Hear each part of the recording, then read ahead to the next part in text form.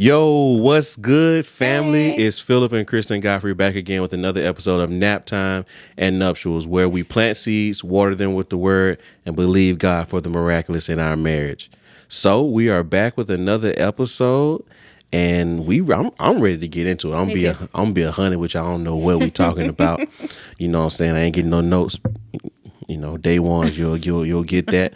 I ain't getting no notes this week, but it's all good. We're gonna go. I'm the talent. We're going to go off the top. Let's do it. You're the talent. Huh? You're the talent. No, I'm not the talent. We are the talent. We are the talent. That's not how that song goes, is It's it? not at all, but that's okay. This is your podcast. You can do whatever you want.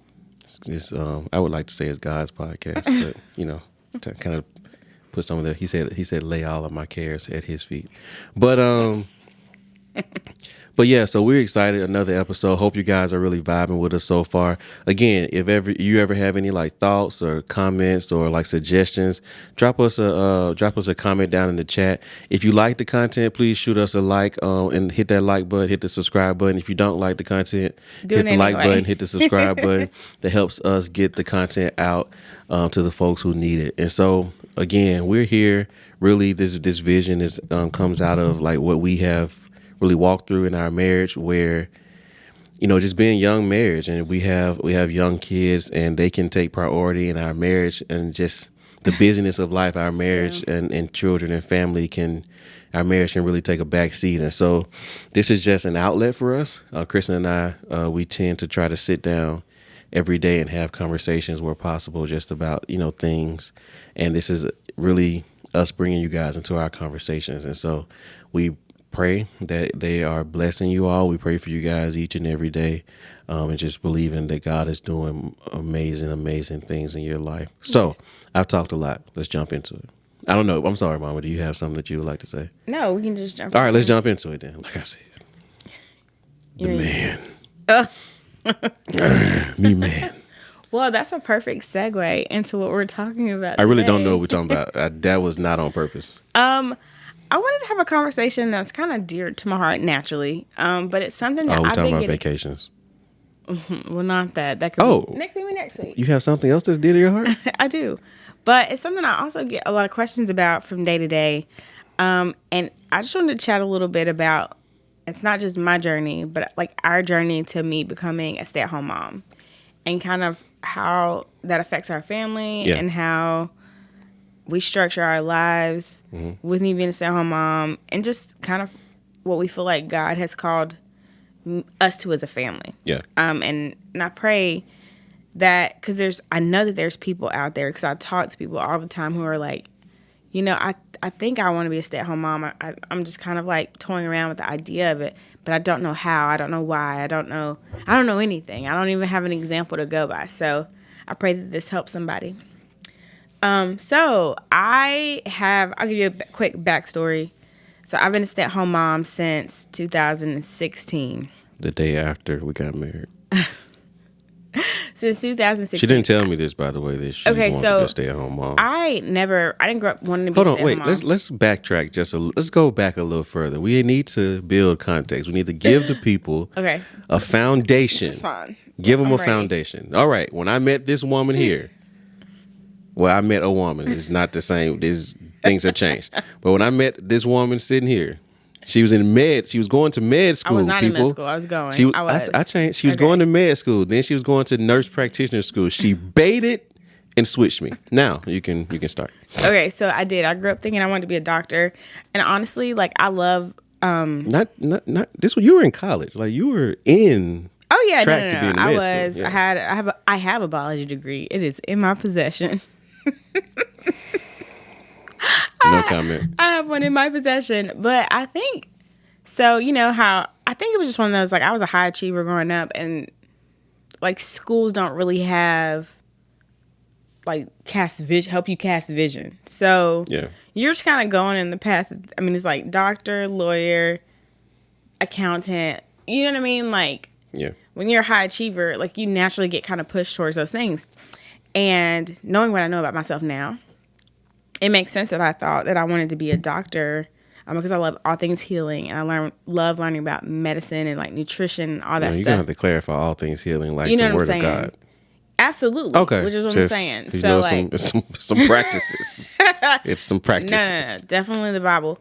And like I like natural living and that kind of thing. And so anyway, I thought I wanted to be a doctor. Natural living. That's all right. Go ahead. That's not what we're talking And about. so I went to UAB, got started the bachelor's track, and I really just like as I went through it, it was like going through the motions. And I don't know, I just kind of I even halfway through, I thought about changing my major a couple of times. Like I changed it to nursing briefly, and then changed it right back.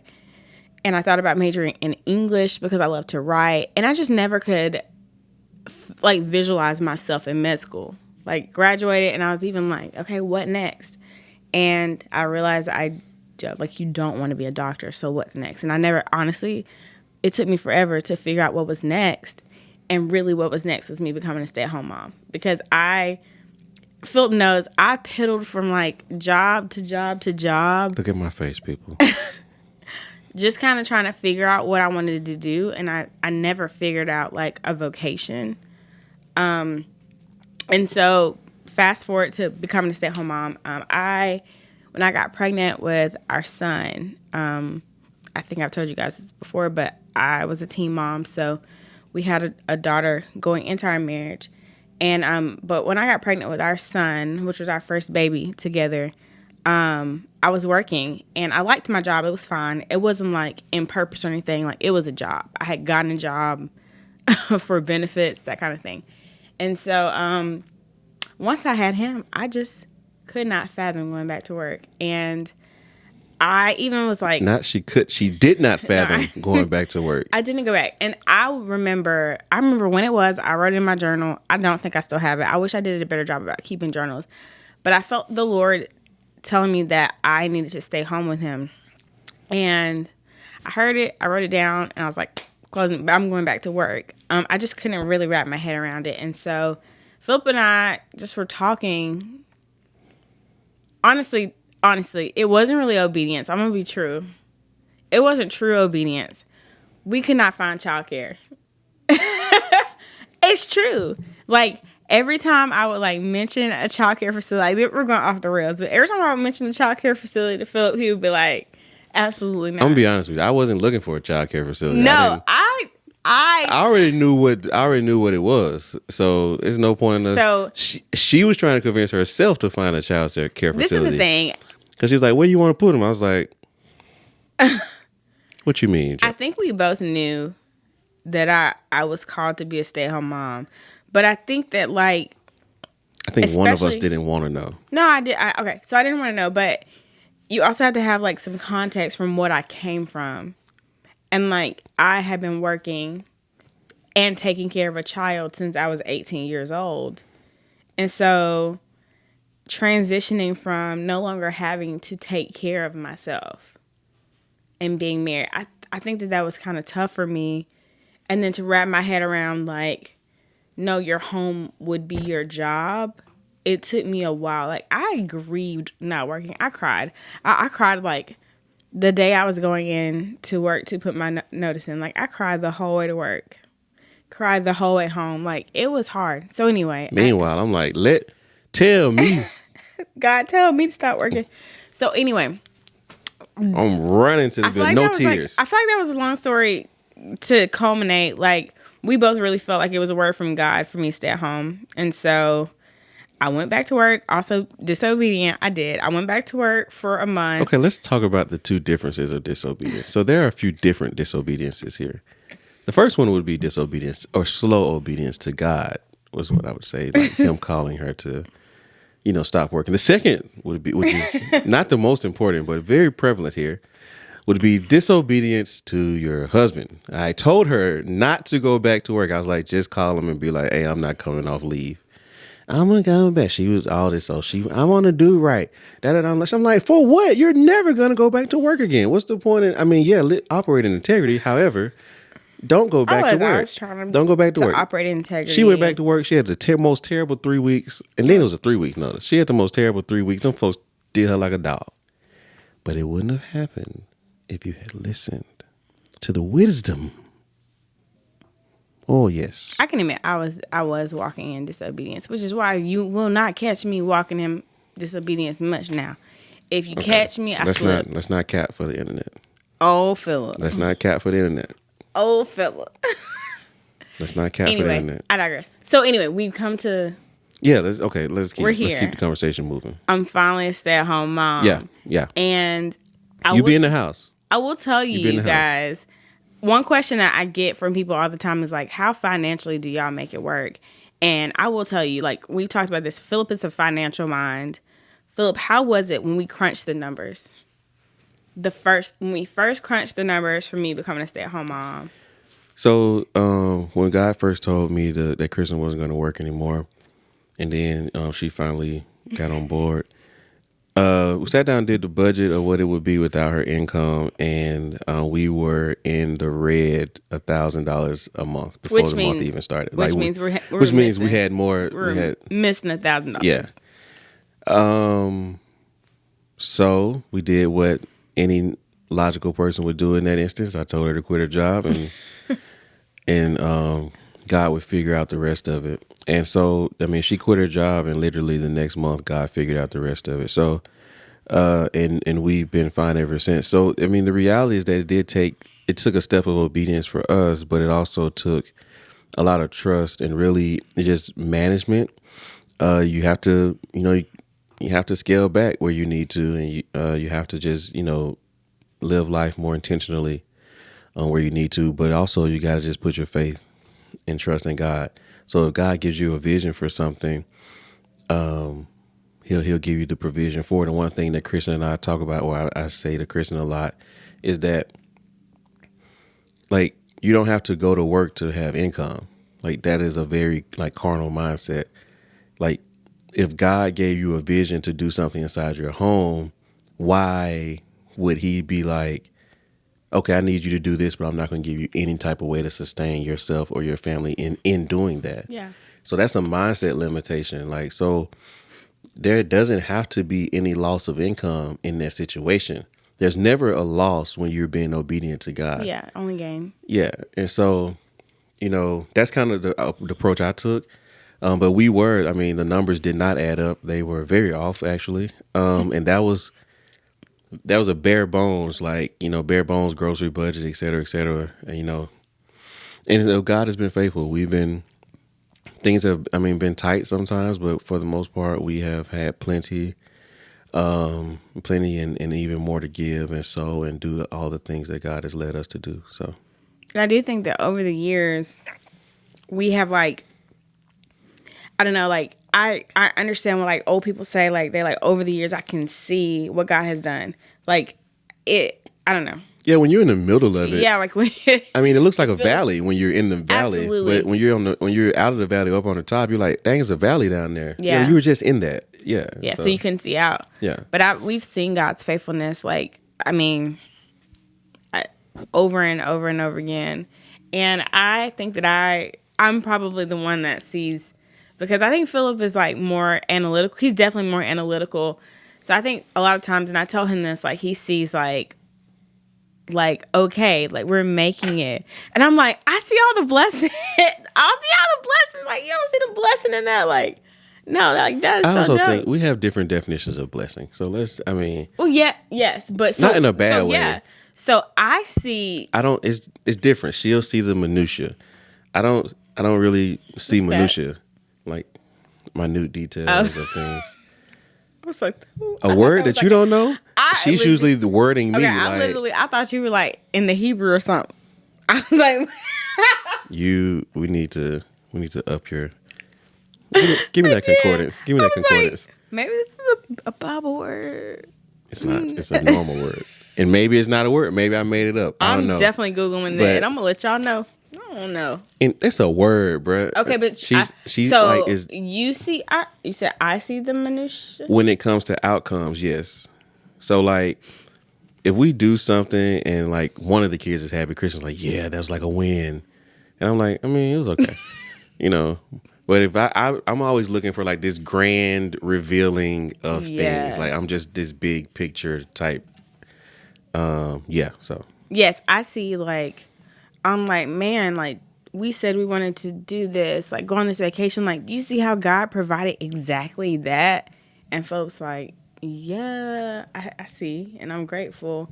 But I'm like, it's a miracle. Like that is a miracle. So I see miracles everywhere. Like I Yeah, think that's true. that's what it is. I Yeah, see that's what it is. miracles. Yeah. And I'm like, oh man, that person's arm grew. That's a miracle for me. I'm Yeah, like, ain't and nobody arm growing. I You know what I'm see saying? I see miracles every day. I'm like, that's a miracle. Like that is that there. Are That's we a on a miracle. tangent? We probably are, but it's okay. Okay. So what's I don't want to So stop the flow of the conversation. okay, I wanted you to talk to what it's like because I know. Okay, I guess I know what it feels like for me to be a stay-at-home mom, and I could talk about that forever because, like, it is such a blessing to me, to be able to see like my kids. I don't know. I don't miss a thing. I always tell people that like that's probably my favorite thing about being a stay-at-home mom. I am not the best homemaker. I don't keep the cleanest house. I don't make the most gourmet meals. But God has given me a grace. My bad. I'm being transparent. He knows. We ate tater tot casserole for dinner. That's what made me laugh. But it was a grass-fed I mean, beef. hey, it's some folks in the world with tater tot casserole. It's like, bruh, that's upper echelon. I'm pretty sure it's a delicacy in our Let's house. just keep going. Okay. Yeah. But anyway, what I was saying is, like, I feel like I know that God has given me a special grace for my kids. And I know, like, people will come up to me all the time. We were at church today, and, like, a friend of mine was like, man, I really love watching you with your kids. And it makes me laugh because I'm like, They're literally hanging off of me right now. they're, like, climbing. I'm talking, We got and one, they are, like, here. And it's my normal, but it's also, like, my joy. Because God has given me a special grace for my kids. And I think for children, God has given me a special grace for children Yes, where I see for like children. the joy in it. And I'm like, oh, the innocence, the joy, the laughter, the freeness. Like I absolutely love that, even though sometimes it makes it like chaotic or whatever. So anyway, but for Phillip, I know I the joy in motherhood and like and being his wife is like my greatest joys in being a stay-at-home mom. But I know for him, there are other things. So why don't you share a little bit about what it's like why you think I'm a stay-at-home mom, or like what it means to you. So I think, number one, because God said it. But even if God hadn't really said it, I just never really, this is going to sound, I mean, with today's culture, it's going to sound terrible. But I never really I never really thought about my wife working. And so my mom and my dad both worked. And so my dad, we kind of we said what? I said, so did mine. Oh, yeah, true. That's true. Both of our parents always worked. And so my dad, didn't really expect him to like be at stuff, you know. No, this sounds bad, but not in a bad way. It was just kind of like, I mean, he's at work. And he had a job where he, you know, didn't really take time off and different stuff like that. And so I saw how my mom struggled to try to balance, you know, being at work and asking people for time off and different little things like that, and trying to be at all of the things, you know, the programs and all that. My mom doesn't know this, but she's gonna know now because she's watching.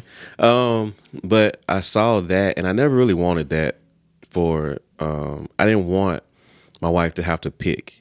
If she wanted the kids to be, if she wanted to be at the things for the kids, I wanted that to be a possibility. And if she wanted to be that involved in the kid's life, I wanted it to be a possibility, regardless of what it costs me or me seemingly in the process. So that's just a little backstory.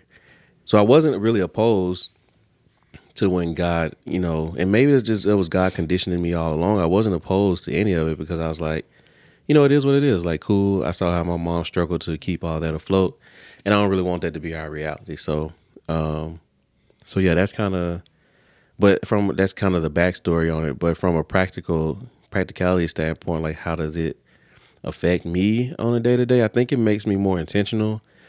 Like we don't get the normal thing where everybody comes home and everybody's trying to make up for the time lost, for lack of better terms, at the same time. Yeah. Like Krystin and the kids have been together all day. And then when I was working outside the home, they've been together all day, and I come in and they all are like, hey, you, like, attack. And so it really made me be more intentional about, just making sure she had time for herself, and making sure she had time to kind of decompress and just get in the car and drive off. But it also made me more intentional about the time that I was spending away, because she was already spending so much time at home with the kids. When I was working outside the home, I just tried to like make sure that I'm not doing a ton of different stuff, and make sure I'm just prioritizing our time through her lens, I think. But I mean, being the most domestic type person isn't all that. I mean, if things get really bad, I'll just clean up. Like, it is what it is. There's a few things that I'm probably not gonna do. Like, I'm probably not gonna wash the dishes. But she knew that before we got married. I told her, I was like, He doesn't like to wash the dishes. I'll wash them. It's probably at a last resort. And even when I lived by myself, like, I was a fairly clean guy. But those dishes. And so, and I didn't wash the dishes that often. But I also didn't. I mean, I cook and stuff. Anyway, we're on a tangent. But I mean, I don't really subscribe to the fact of like, I tried to never teach, like, not teach, but tried to never like showcase to you like, oh, I want the house to be spotless because you're here all day. I tried to put that stuff out of my mind, like the da da da da da because you're here all day, da da da da because you don't work, and to just really try not to sow that dissension in my marriage and make her regret the thing that God has called her to, that she's already struggling with. There's no point in me putting that extra pressure on her. So, and she was pregnant for 4 out of the 5 years that first 5 years that we were married. So this is true. And most of that time was sleeping. So I mean, there's only so much expectations I could have. That's true. Yeah. But I do want to say, you made a good point, because, well, I'm going to backtrack, but I think you said something that made me think of it. Like, I think it's interesting that, like, I do feel like we had a word from God. But, like, I think that being a stay-at-home mom is a really noble profession. Mm-hmm. And I don't know that you necessarily have to have a word from God to do it. It's when you decide you want to be a teacher, when you decide you want to work for the government or whatever, like, you people don't always have a word from God. Should they? Maybe, but you choose your profession a lot of times, and then you pray that God equips you for the task. Yeah. And I think that people don't approach being a stay-at-home mom in the same way. Like, if it's something that you desire, and I guess I'm speaking to people who want that, who want this or want to be a stay-at-home mom. Like, if it's something that you desire, you take that to God. You don't have to wait for God to, like, change your mind about something. And I think that was my issue. I think that we've kind of perpetuate that a little bit, though, as like a culture. Like, since you're a kid, or at least when we were kids, you grow up to like, well, what do you want to be when you grow up? Like, especially in our community, it's like, take care of yourself. You don't need a man to take care of you. Blase, blase, blase.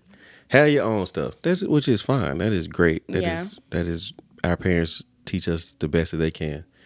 And we do the best that we can with our kids. However, it does kind of perpetuate this thought that, well, I have to do these things or be X and do this and achieve what I can achieve. And if, I get to that point, then all this other stuff, I did all this work to not be doing anything now. I think a lot of people struggle to reconcile that they want to be at home with their kids when maybe their entire circle doesn't necessarily, they think that's weird or something. Yeah. So I think some of it is external pressure. Yeah. And I think too, like, I don't know. It's just,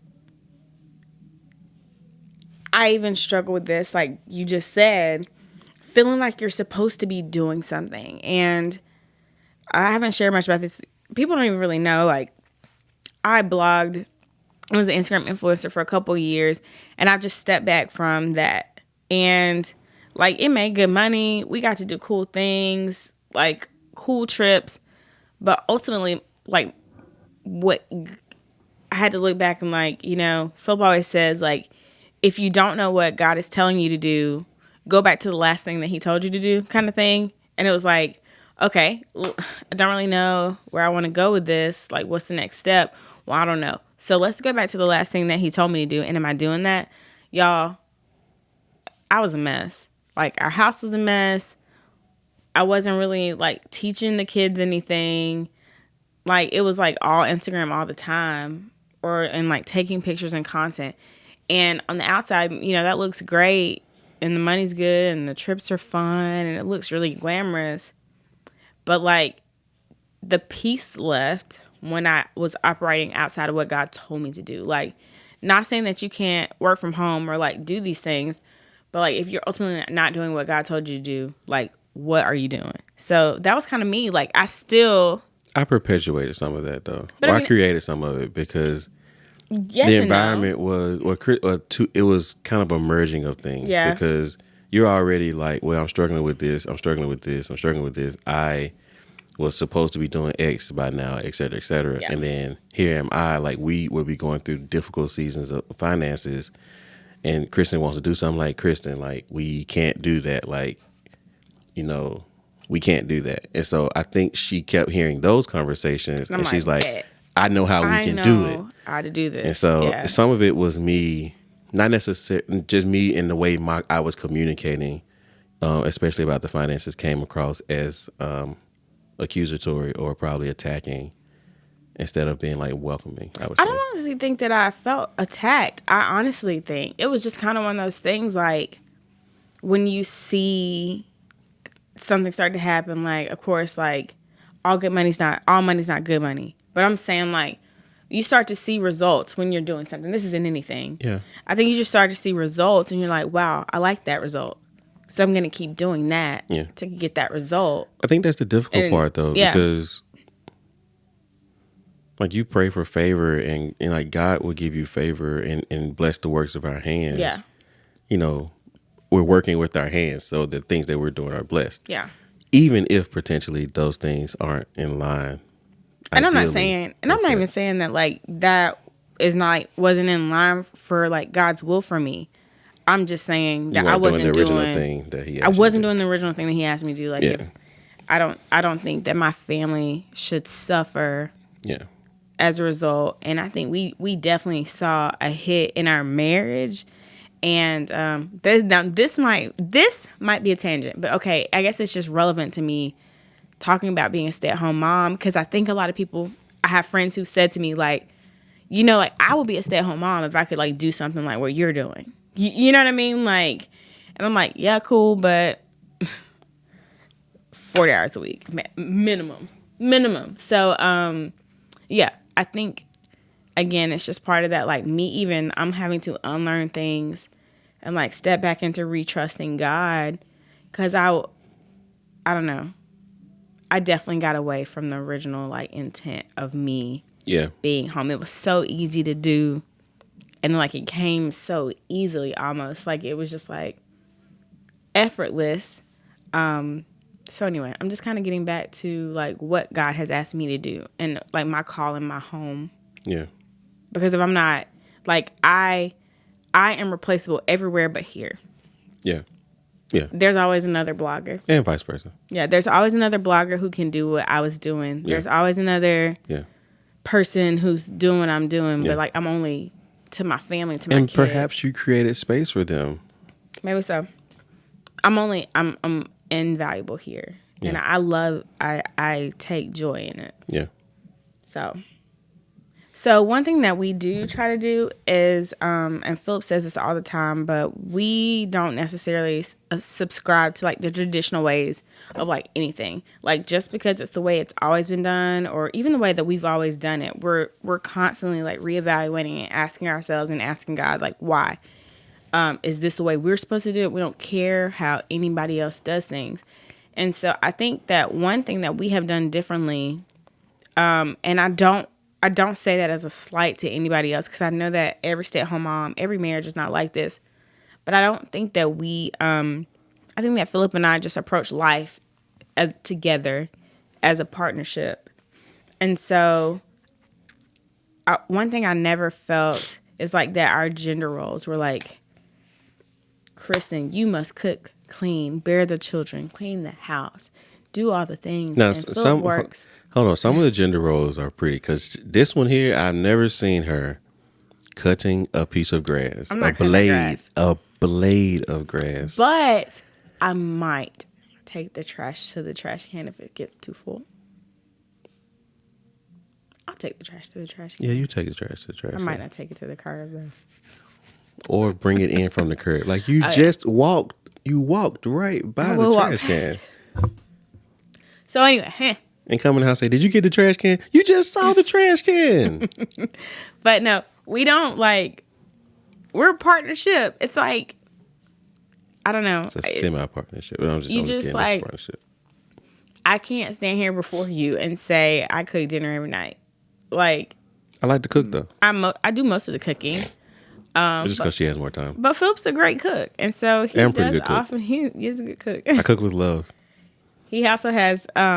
If you're only cooking 2 nights a week, it's a lot of love in 2 nights a week. I'm just saying. If you're only cooking 1 to 2 nights a week versus cooking breakfast, lunch, and dinner for 3 ravenous toddlers, preschoolers. I'm just gonna say you made them that way. This is true. They don't ask me for food. I feel like you have the capacity, and maybe that's the area where I can improve. But you have the capacity for like more creative meals. I'm like, listen, what can I cook in 30 minutes? By creative, she means throwing things that we have in the refrigerator together. But yeah, so I think that we have always done that. And even with like me going and like doing things and like going on trips and going on work trips or whatever, I feel like we've done a good job of like recognizing that, hey, we're a team no matter what. Like we're a partnership. Like there's no like, I can't believe you're still doing this, this, and this. Or like, you're not doing enough. I feel like we recognize that some seasons are not 50-50. Yeah. It's not always fair. I hate the word fair. Yeah. We just like do what needs to be done. Yeah. And so it makes it easier for me to just be a stay-at-home mom and to like walk in what God calls me to, because my husband's really gracious and he's so gracious. He's so. I'm not saying that as a spite to anybody else, but I'm just saying like for me. Sound kind of shady. My husband is really gracious, and so it makes it easy. By the way, it makes it easy to be. Just be. I can just be because we'll hold he up allows this plant me next time. That's gonna be the shade tree. You should. Okay. And so, me and my notes. Yeah, I don't have my glasses on. I have one, and this is probably good for life. Like I feel like we set expectations, and I always ask Philip, like, what do you need from me? And he does the same. Like, this is a daily conversation. Like, what do you need from me today? Hey, but what do you need from me today? Nothing. Wow. That's usually how the conversation goes on my end. He always needs something.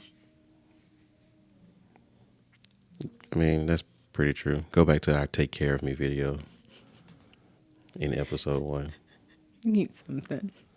Food. You need food. I can go without food for a pretty long time. While you're working. Outside, yeah. Yeah. Water. Just water. Yeah. Y'all, Krystin, okay, we're on a tangent, but Krystin, I would be outside, and we had the previous place we lived, our parents' place, we would be outside cutting the grass, and it was like an all-day it was so big. adventure, endeavor. I mean, I would be out there, and I'm like, bro, I could be back here mauled by wolves, dying of heat exhaustion. I'm not going out that door. Krystin, no, nothing. I'm like, can I get some? I mean, periodically, can you just come outside and just make sure you hear the lawnmower running? Make sure, I'm not keeled over somewhere. There was wildlife out there.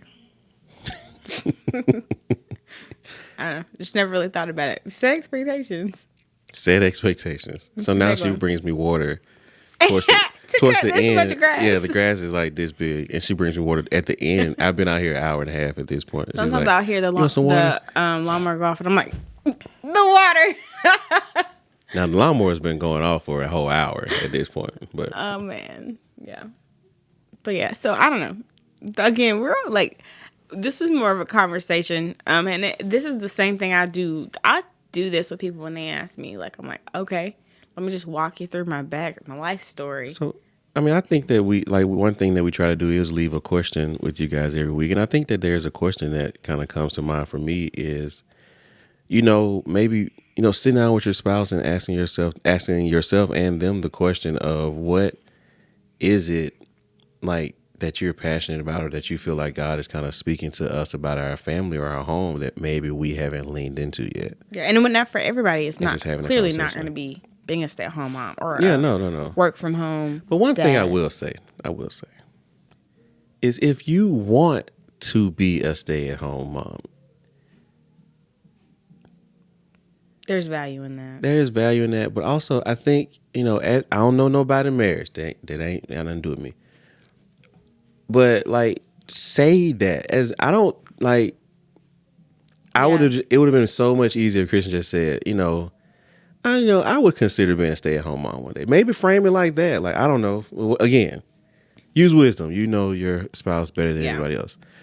But, like, I don't think men don't always catch stuff off this subliminal, like, he should know, like, type stuff. No, he shouldn't know. I don't know what I don't know. So just, like, I would say, just say it. Like, hey, I've been thinking about this. Is this something that we could kind of ascribe to at some point?